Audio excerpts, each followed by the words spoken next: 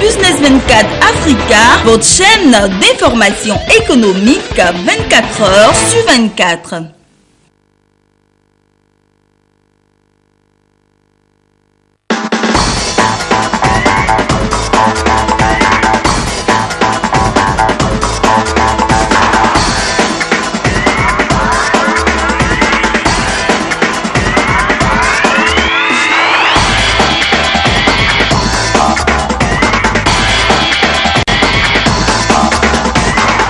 Chers téléspectateurs de Business 24 Africa, bonjour. Je suis Germaine Bonfin. Merci de nous rejoindre à notre nouveau magazine Jalo.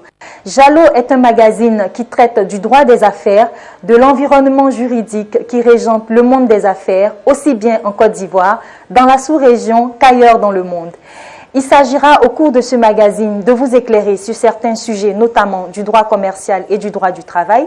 Jalo se propose aussi de vous donner des informations sur l'actualité juridique et vous faire le compte-rendu de procès opposant les grandes compagnies d'ici et d'ailleurs. Mais Jalo, c'est aussi des rubriques tout aussi alléchantes les unes que les autres, que sont le sujet du jour, le contentieux des affaires, l'actualité juridique et les maximes de droit. Tout de suite, partons pour le sujet du jour.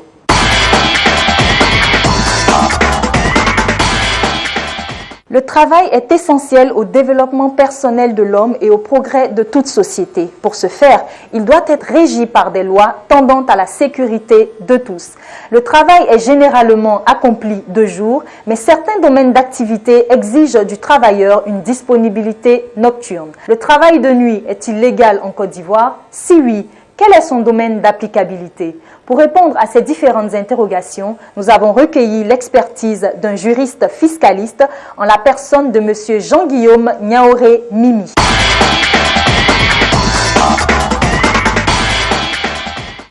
Bonjour à tous, je suis M. Niaoré Mimi, voilà, juriste en droit des affaires. Dites-nous, cher juriste, qu'est-ce que le travail de nuit? Le travail de nuit, il faut le dire, est une question très importante qui a fait l'objet d'un décret, ici même en Côte d'Ivoire. C'est-à-dire un décret qui a un peu organisé, on va le dire ainsi, le travail de nuit. Parce que c'est une activité qui est très importante dans la vie de l'entreprise. Une entreprise dans son développement, on va le dire, peut arriver à travailler de nuit. Voilà, c'est l'expression qui est employée par le législateur. Donc le travail de nuit ici va être réglé, encadré, resserré par le législateur. Quelle est la durée autorisée pour le travail de nuit? Avant de parler de la durée, la nuit en droit, le travail de nuit, on va le dire ainsi, commence à une heure bien précise. Elle commence de 21h et elle s'achève à 5h du matin. Donc le législateur va définir le travail de nuit comme tout travail effectué dans les 8 heures de temps consécutives comprises entre 21h et 5h du matin. Au-delà de cet intervalle, on ne peut pas parler de travail de nuit, même si la nuit est physiquement ou naturellement tombée. À partir de 18h30, 19h, ceux qui travaillent ne sont pas des travailleurs de nuit. Le travailleur de nuit en droit commence à partir de 21h et achève son service à 5h du matin. Donc c'est 8 heures de temps qui sont réservées donc, par les textes pour parler de travail de nuit. Dites-nous, chers juristes, quels sont les avantages accordés en matière de travail de nuit? Les avantages accordés en matière de travail de nuit qui sont prévus, je vais le rappeler par ce décret 96-204 du 7 mars 1996, les avantages sont les suivants. Premièrement, le travailleur doit savoir, tout travailleur doit savoir que lorsqu'il est engagé pour travailler dans cet intervalle qu'on a déjà défini, qui est de 21h à 5h du matin, il a droit à une prime de panier. Et comment la prime de panier va être calculée? La prime de panier donc, est égale à 3 fois le montant du salaire horaire issu du salaire minimum interprofessionnel garanti, le SMIC. Donc, 3 fois le salaire horaire de ce SMIC-là va constituer la prime que le travailleur de nuit pourra réclamer à son employeur. Au-delà du SMIC, nous avons 3 fois aussi le salaire horaire issu du secteur agricole ou du secteur forestier, comme il est prévu dans le décret que j'ai cité tantôt. Ça, c'est le premier avantage. Maintenant, on va le dire ensuite, s'il n'y a pas de transport prévu Voilà, parce que les travailleurs de nuit en principe doivent être transportés. Si le transport n'est pas prévu par l'employeur, il sera question pour l'employeur de payer ou de reverser aux travailleurs de nuit une indemnité spéciale de transport, donc qui va être négociée avec soit les associations ou avec l'employé directement, qui va être négociée. Le montant horaire, journalier ou mensuel va être négocié donc avec les différentes associations présentes dans l'entreprise pour donc garantir un très bon paiement à l'employé qui travaille de nuit.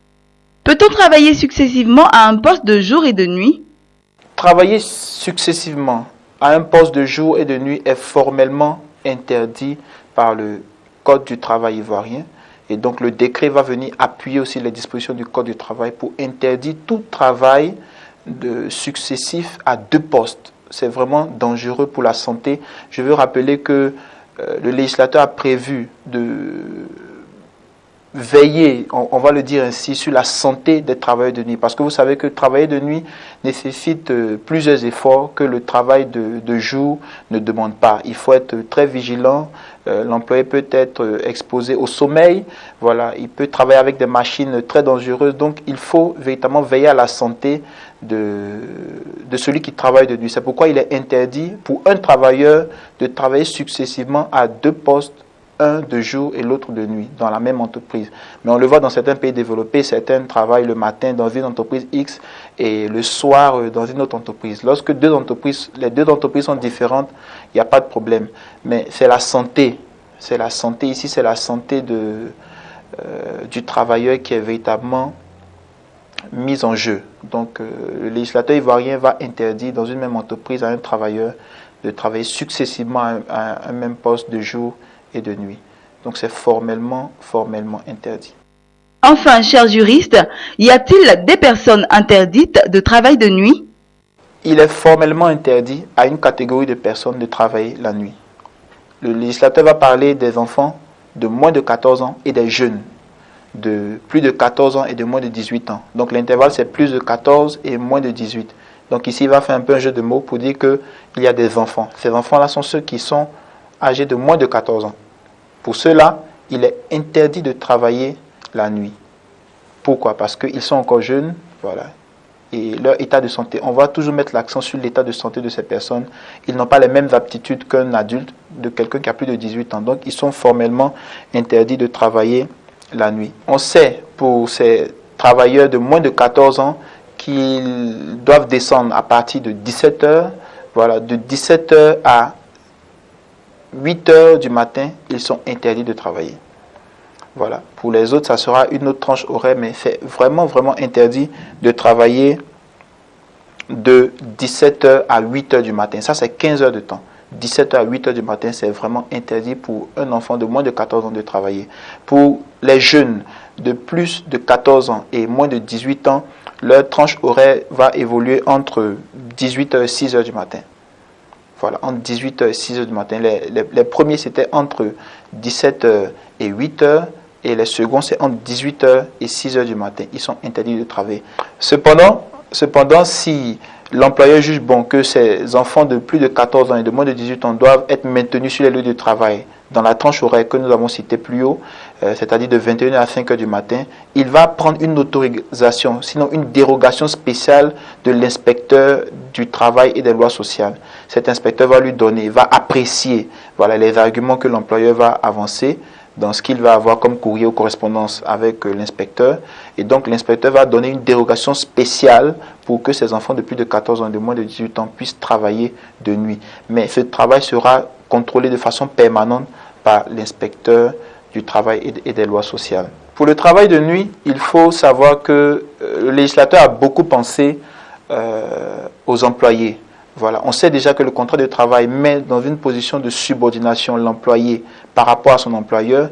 Et donc, il faut déjà penser à comment encadrer cela, puisque aujourd'hui, des employeurs se basent sur certaines faiblesses de la loi pour pouvoir, on va dire, assujettir, pour pouvoir écraser, excusez-moi du terme, les employés qui ne peuvent vraiment pas parler parce qu'ils sont dans des conditions vraiment difficiles.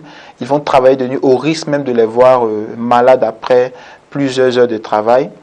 Donc le législateur va déjà penser à cela. Donc il est important pour tous les travailleurs de nuit de s'approcher des experts, des juristes, des conseils pour savoir quels sont les droits qui sont attachés à cette période de travail de nuit qui est très délicate pour la santé. Je vais terminer pour dire à tous les employés que votre santé a été protégée par des textes, par ce décret 96-204 du 7 mars 1996, déjà qui prévoit même, on va le dire pour ajouter, des contrôles de santé. Des contrôles de santé au moins 2 fois par an pour tous les travailleurs de nuit. Ça n'a rien à voir avec les visites médicales que chaque employé doit avoir dans le courant de l'année. Et même quand il revient d'un mois d'absence, par exemple, il a droit à un contrôle médical. Voilà, en dehors de tous ces contrôles médicaux-là, vous avez droit à 2 contrôles par an, de contrôles de santé, pour voir si vous êtes toujours apte à travailler pendant la nuit. Si vous n'êtes pas apte à travailler pendant la nuit, selon le rapport que le médecin va faire, vous serez affecté. Vous ne perdrez pas votre emploi, vous serez affecté à un travail qui demandera moins d'exigences en matière de travail de nuit. Donc c'est très important. Donc cette émission est la bienvenue pour que vous sachiez quels sont vos droits en matière de travail de nuit. Il est important aussi pour les employeurs de savoir que le décret a prévu, le décret 96-204 du 7 mars 1996 a prévu certaines conditions sur les lieux du travail afin que quand un incident ou un accident va survenir, on puisse aider les travailleurs de nuit qui, je le dis, doivent redoubler d'efforts pour travailler de 21h à 5h du matin. Donc vous avez des conditions que vous devez mettre à la disposition des employés pour pallier à tout incident qui peut survenir pendant ces travaux de nuit.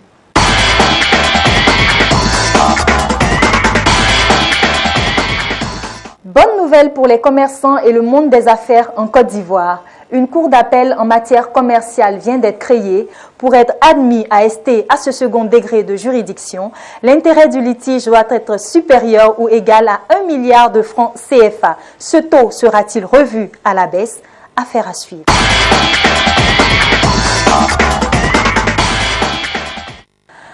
Heureux dénouement pour Apple après plus d'1 mois de procès et des centaines de millions de dollars dépensés depuis 2010, le jury du second procès entre Apple et Samsung vient de confirmer son verdict ainsi que les amendes infligées aux 2 adversaires.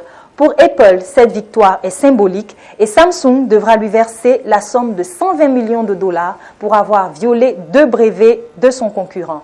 Quant à Apple, elle écope d'une peine beaucoup plus souple de 158 000 dollars pour une infraction sur un brevet télécom de Samsung. Allons à présent à la maxime de droit. Aujourd'hui, la dette est quérable et non portable. Savez-vous ce que signifie cette maxime? Cela veut tout simplement dire que le créancier qui a prêté de l'argent est celui qui doit effectuer le déplacement physique vers le débiteur qui doit de l'argent pour se faire rembourser.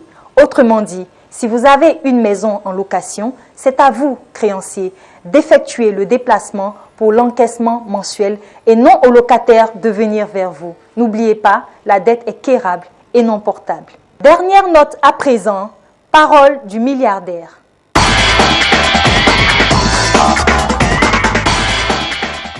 Giovanni Agnelli, fondateur de la marque italienne automobile Fiat, disait ceci: « Les riches ne savent pas combien de fois les pauvres sont pauvres, mais les pauvres ne savent pas combien les riches travaillent dur. » Il faut tout simplement comprendre par cette phrase que le riche dans son monde ose à peine imaginer qu'un être humain puisse souvent manquer de nourriture.